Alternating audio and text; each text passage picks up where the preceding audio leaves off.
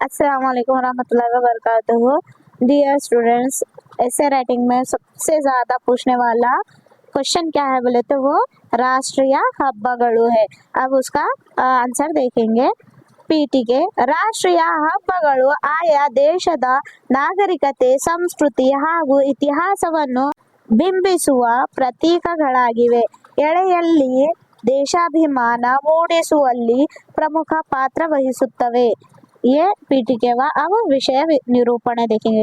विषय निरूपणे बोले तो ಟಾಪಿಕ್ ನ ಎಕ್ಸ್ಪ್ಲನೇಷನ್ ದೇखेंगे.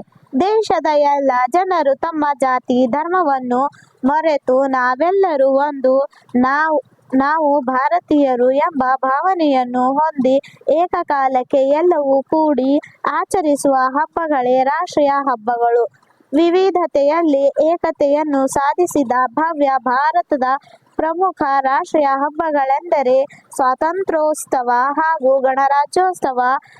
ಸ್ವಾತಂತ್ರ್ಯೋತ್ಸವವನ್ನು ಆಗಸ್ಟ್ 15ರಂದು, ಗಣರಾಜ್ಯೋತ್ಸವವನ್ನು ಜನವರಿ 26ರಂದು ಆಚರಿಸುತ್ತೇವೆ. ಭಾರತ ಸ್ವಾತಂತ್ರ್ಯ ಹೊಂದಿದ ಇತಿಹಾಸವನ್ನು ಸ್ವಾತಂತ್ರ್ಯೋತ್ಸವ ಬಿಂಬಿಸಿದರೆ, ಗಣರಾಜ್ಯೋತ್ಸವ ದೇಶ ಏಕರೂಪದ ಆಡಳಿತ ಹಾಗೂ ಕಾನೂನು ವ್ಯವಸ್ಥೆಗೆ ಒಳಪಟ್ಟ ಇತಿಹಾಸವನ್ನು ಬಿಂಬಿಸುತ್ತದೆ. ये टॉपिक का एक्सप्लेनेशन हुआ। अब लास्ट कंक्लूजन देखेंगे। उपसंहार.